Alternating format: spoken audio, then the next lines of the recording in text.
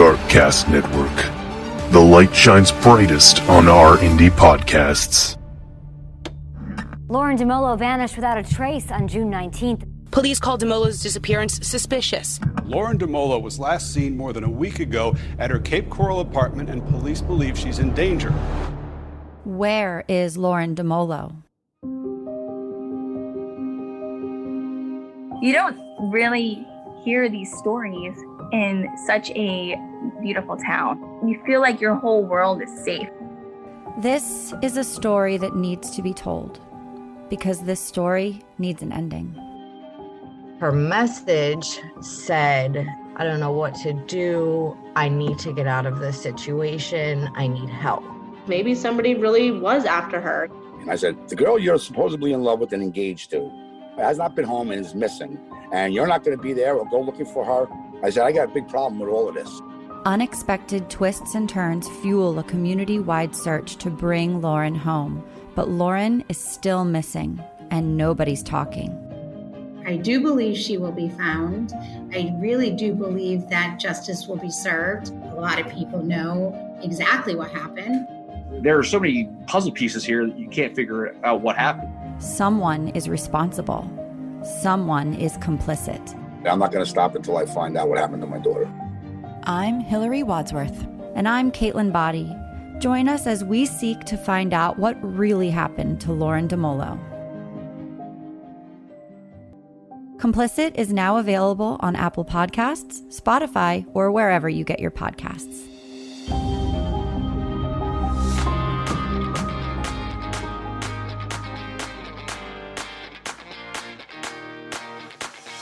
Hey there, this is my disclaimer. Beyond the Rainbow is a true crime podcast. It's not suitable for children, and it might not be suitable for some adults either. I have a filthy mouth. I had to get it. It was on sale and it matched my filthy mind perfectly. Don't say I didn't warn ya. Hey there, Rainbow Warriors. You're listening to Beyond the Rainbow, True Crimes of the LGBTQ+.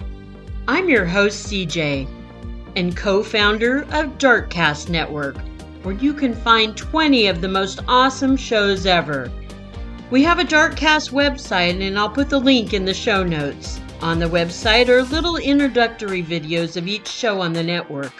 This way you can read up on them and decide who to listen to first. Beyond the Rainbow is a one-woman researched, written, recorded, and edited production. Why? Because I'm a badass! And should you feel so compelled to be a badass too, I have a Buy Me a Coffee /Rainbow Crimes account. Because coffee is my liquid addiction. So please help me support my habit. I'm on all the social medias, which technically makes me a social butterfly of sorts, I guess.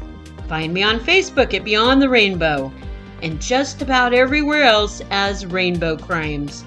Plus, be sure to check out my website at beyondtherainbowpodcast.com. Hey there, Rainbow Warriors. This is your not quite tech-savvy host of Beyond the Rainbow, True Crimes of the LGBTQ+. I go by CJ and my pronouns are she and her. But I really should change my name to Not Technically Inclined. You see, thanks to the help from some of you for buying me a cup of coffee and purchasing merch on my TeePublic store, I was able to get a new microphone and a little gizmo that I'm not sure what it's called. I don't even know what it does, truthfully. It's a little red box with things plugged into it. I've been using this setup for the last couple of months. I don't think I ever announced it because my sound quality still made it sound like I was in a tin can.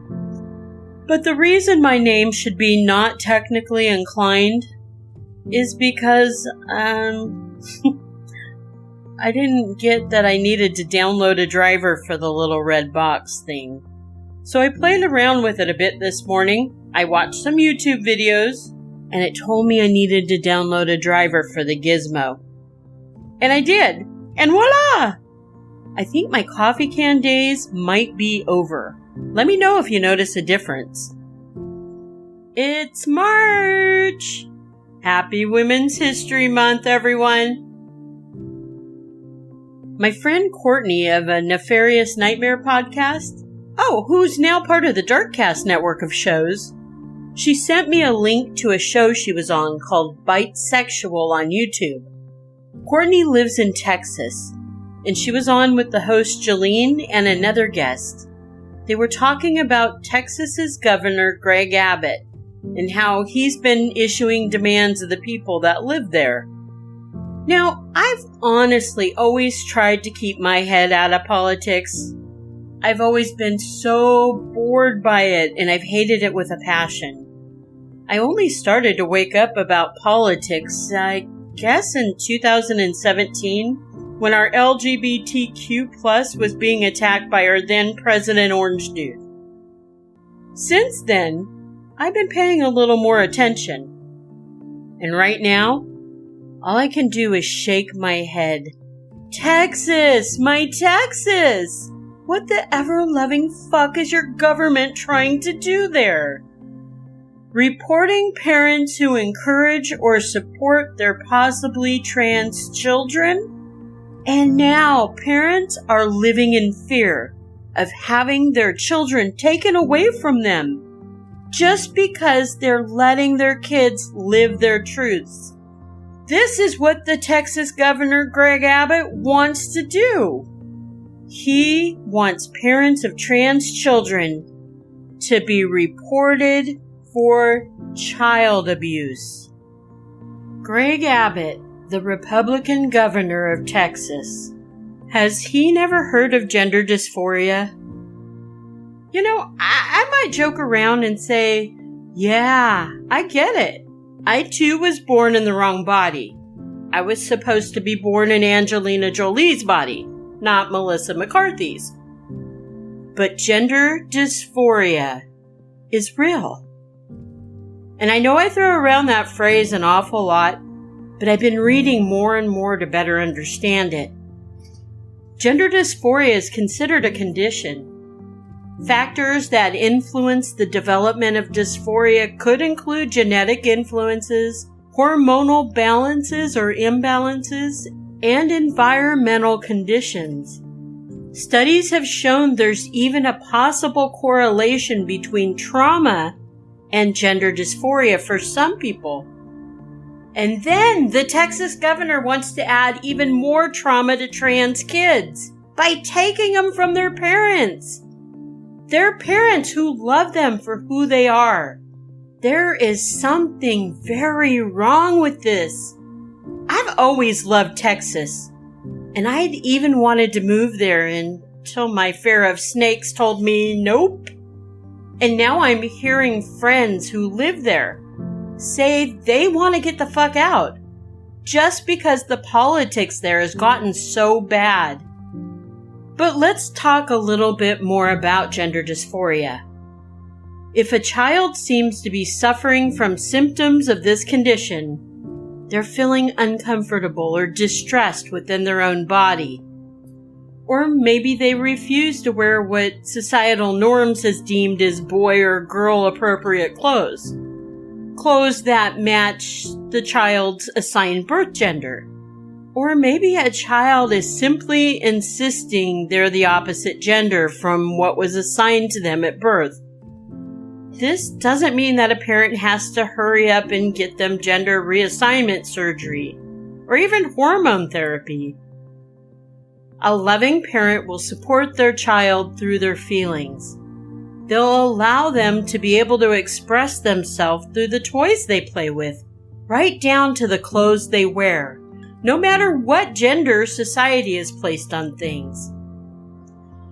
Maybe an assigned female at birth doesn't want to be called by what her parents named her. Maybe that child doesn't feel like a Sarah, but more of a Brian. Supportive parents go with that for the sake of their child's happiness. How the fuck is that child abuse? If an assigned boy at birth is 8 years old and wants to wear a pink dress because they feel pretty in it, they should be allowed to do so. At least at home to start. so they don't have to feel the cruelty or repercussion of small-minded peers. The public school system doesn't do a whole hell of a lot to protect kids who want to live their truth.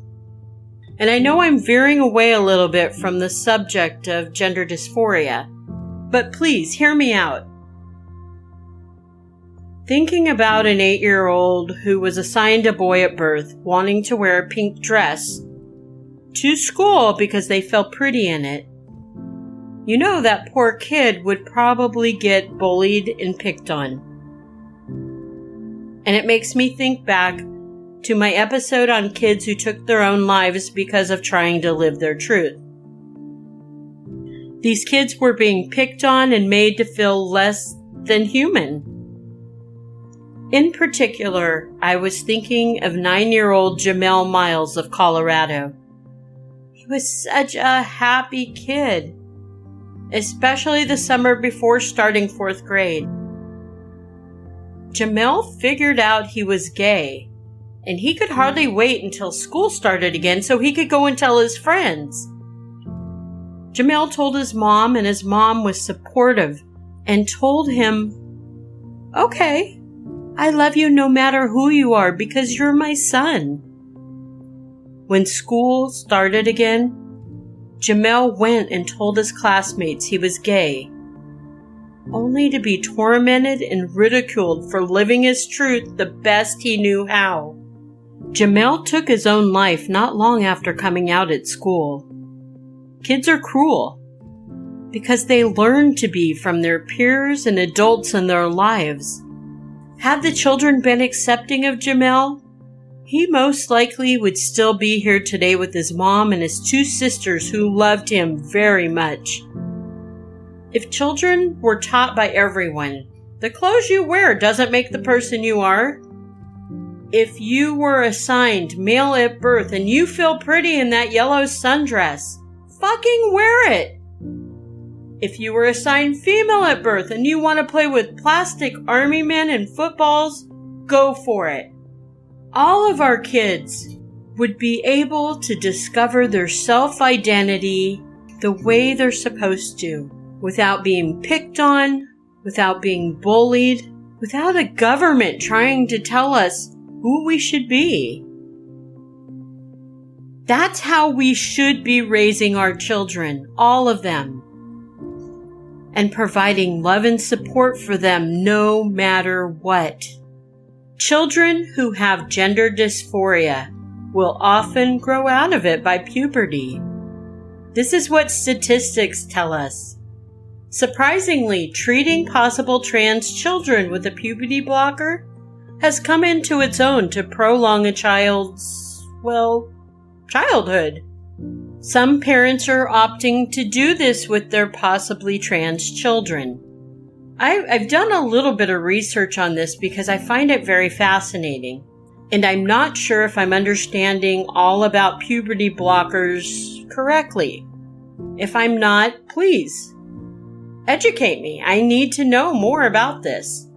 But from what I understand, puberty blockers are given to possible trans kids around the ages of 10 or 11. The blockers come in either the form of injections or an implant. They're given to potential trans kids to keep them from getting their secondary sex characteristics too early. This is supposed to give the child more time to figure out who they truly are. Personally, what I don't like about this is giving a child any injection or implant, or even medication unless it's 100% necessary. Let's not pollute young growing bodies. Not until we understand the repercussions of what's going to happen. Safe vaccinations, yes. I don't believe enough tests have been ran on what the prolonged side effects of these puberty blockers can do to a child. There's been some scientific research that shows these blockers can mineralize bones, or they could sterilize a child from ever being able to procreate someday. And that's disturbing to me. I'm not against the blockers being used, as long as it's on a case-to-case circumstance. and the parents of the children are 100% informed on the possible side effects. The parents need to fully understand what these blockers are doing to their child's body. What they're doing is they're creating a disease called hypogonadotropic hypogonadism. And this is a couple of fancy words for saying the blockers are disrupting a body's endocrine system. And for me, I just don't feel like we know enough about the long-term effects to give these to children yet. In an ideal world, I would propose a new approach. I'd like it a lot better for our kids. If we could just let them be. Give these kids time to figure out who the fuck they are without others breathing down their neck. Without the government trying to take these kids from their families. These kind of laws are starting in Texas. But who knows which states will try to follow suit. And in Texas, this anti-trans thinking has gotten so bad for these trans kids and their parents. The parents don't even want to send their kids to school because schools are being asked to out the trans kids. Governor Abbott of Texas has issued a directive to any licensed professional, including teachers, as mandated reporters of abuse, to report trans kids for being abused. Because in his mind, any parent who approaches their possible trans kids with an affirmative action is abusing their child. This makes Governor Abbott no better than a schoolyard bully. He's not educated himself on the psychology of trans people. He's not bothered to look into what gender dysphoria is. He really needs to worry about the things that actually affect him and the good people of Texas. Homelessness, mental health issues, snakes and scorpions. Governor Greg Abbott is a lesion festering in that state. He's continuing to wage the war that Republicans started against trans people. These far right-winged Republicans need to remove their noses from other people's crotches. They're already too far up women's hoochies with their fucking anti-abortion bullshit. They just need to get out of our damn pants and look at what we're facing in the world today. We have a broken justice system, broken law enforcement. Let's fix shit like that before terrorizing families that are trying to allow their children to be themselves and live their truths in this hateful world we already live in. So there's this mom in Texas that works for the Department of Family and Children's Services. These are the people that are supposed to investigate families with trans kids. This mom was put on leave from her job, and her department started to investigate her and her home for child abuse. The mom has a 16-year-old trans daughter. Now the state of Texas is being sued by the mom because Governor Abbott is crossing boundaries he has no business crossing. The lawsuit is being spearheaded by the Texas ACLU, American Civil Liberties Union. And I hope they win. Houston has an 8-year-old trans girl named Sunny Bryant. She's been taking on Governor Abbott and his followers regarding the anti-trans agenda they have. She is a brave little darling and has such a spunky, upbeat attitude. She's attended a House of Representatives meeting virtually. And she's been to Austin a couple of times with her mom to address lawmakers about these ridiculous anti-trans laws they're creating or trying to create. This all makes me think if a third-grade trans girl can stand up to bullies, so can we, Rainbow Warriors. If you're in Texas, I beg of you to reach out to your legislators. Send them links to information regarding what gender dysphoria is, information about trans children. even information on what happens when you remove loving, caring parents from the life of a child. When government-appointed officials start mixing their religious ideals in with government policy, enough is enough. Maybe even look into recalling this governor if you can, Texas. If that sounds too hard, here's something that is much easier. Vote for a different candidate this coming November.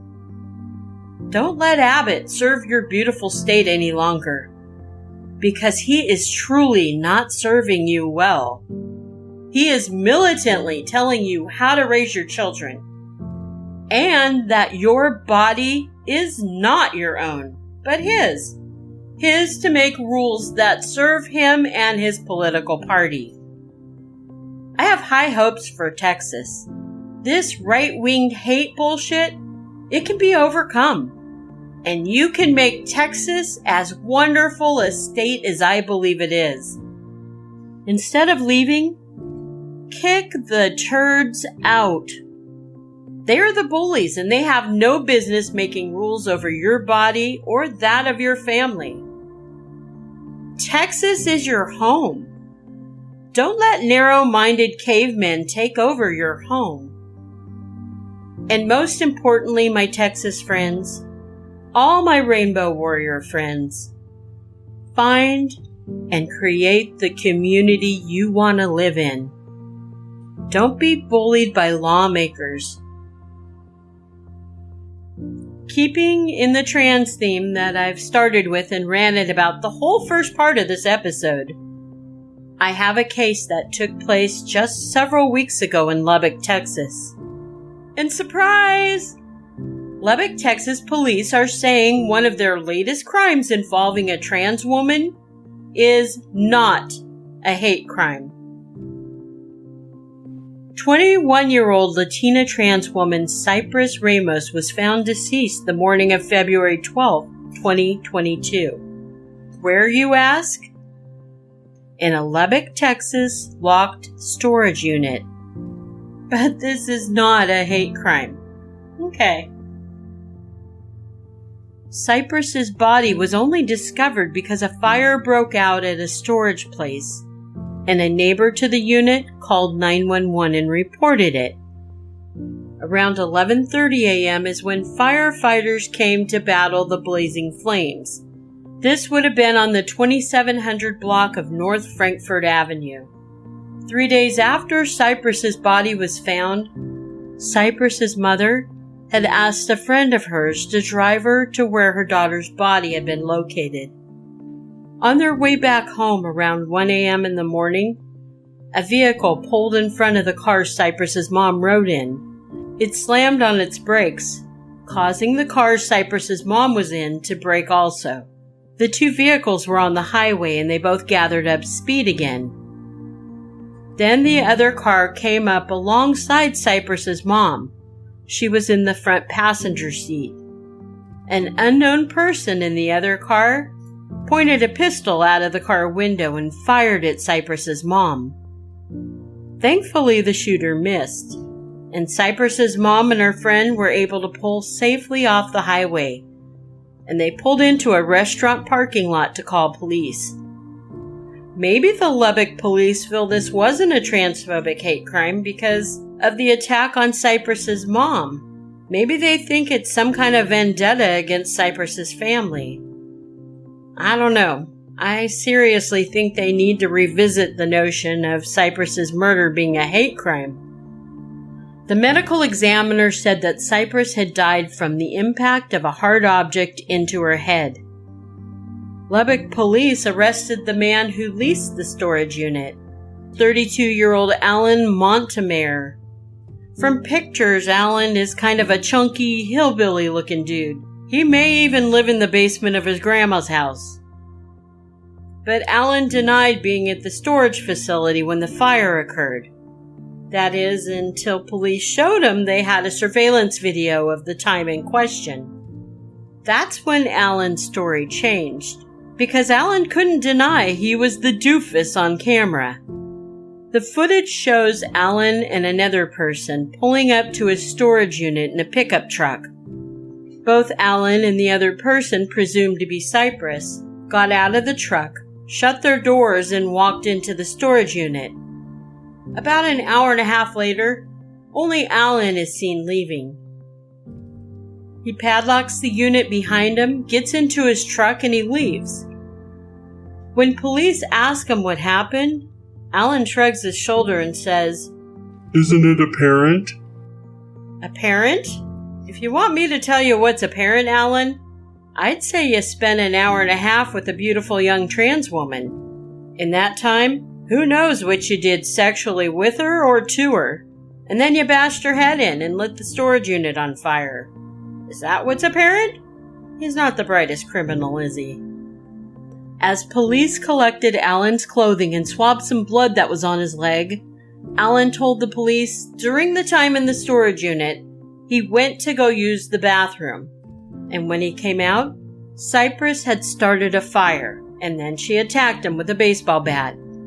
So all he did was defend himself, and he accidentally killed her while he was doing so. Alan, just nope, shut your hole. That's not what happened. Alan is being held on $500,000 bail bond. What friends have said of Cypress? They said she was just so sweet. She was kind and she was good to just about everyone she knew. She smiled a lot, and they're going to miss that smile. One of her friends made mention that Cypress was little, thin, and not physically strong, and that there would be no way Cypress could have hit that guy in the storage unit with a bat or anything else. Another friend confirmed Cypress was, yes, very tiny, and they felt like they could wrap their arms around her 3 times. They also said Cypress wasn't about getting into other people's business. She liked to live drama-free. Cypress was well known in the Lubbock LGBTQ+ community there. I will continue to monitor this case and try to keep you all in the loop of what's happening. Rest in power, Cypress. Our True Crime Quickie this episode is also from Texas. Sorry, Texas. In all honesty, I picked it because it was similar to Cypress's case. In January 2016, North Austin, Texas, a 43-year-old trans woman named Monica Loera was murdered. Her killer claimed self-defense. Her killer was 30-year-old John Casey Rowell. John Casey was working in Georgetown on a pipeline, while his family, his wife and infant, lived in Childress, Texas. John Casey and Monica had met from an ad on the now-defunct Backpage. The two arranged to have a sexual transaction together. They talked on the phone and agreed on a price. At that time, a location was also decided upon. John Casey would go to Monica's home for the transaction to take place. When he got there, John Casey said Monica gave him a blowjob, but she refused to have intercourse with him until he could produce a condom. Good on her, I say. John Casey said he left Monica's place to go to the store and get some condoms. But when he got to his truck, he realized he left his jacket with his keys and his wallet in Monica's room. So he returned to her apartment and knocked on her door. Monica greeted him at the door with his jacket. He put his jacket on, and when he got to his truck again, he found his keys, but his wallet was missing. John Casey told the police that he no longer felt safe around Monica, so he took a gun from his truck. I believe it was a pistol, and he took it back to her apartment. Once again, he knocked. Monica, from inside her apartment behind a closed door, told him if he didn't leave, she would beat him and his truck with a baseball bat. How did she know he drove a truck? According to John Casey, Monica opened the door aggressively and lunged at him with the bat. He then removed his gun and shot at Monica from 2 or 3 feet away, hitting her in the neck. And then he ran to his truck and fled. He said he didn't even realize he hit her until he read an article about her death the next morning. He also said later he found his wallet in a pocket he didn't know was in his jacket. And by the way, a baseball bat was never found at Monica's place. After shooting Monica, John Casey got scared, so he went to his family home in Childress. 2 days after killing Monica, John Casey was no longer scared. But he was once again on Backpage. He was looking for another trans woman sex worker in Austin. 4 days after killing Monica, John Casey returned to Austin to meet up with a trans woman he met on Backpage. And that's when he was arrested. It's a good thing, too, because he might have been a trans serial killer. John Casey's internet search history showed that he was also looking to see how to get away with murder. He was found guilty by a jury and sentenced to 20 years for the murder of Monica Loera. He did try to appeal his sentence, but he lost. Rest in power, Monica. Love you, Rainbow Warriors. Live your truth, but only if it's safe to do so. And remember, it's not a crime to be LGBTQ+, unless you're a murderer. Fuck you, Governor Greg Abbott. Wake up and worry about more important things that should concern you, like global warming and pandemics. Fucktard.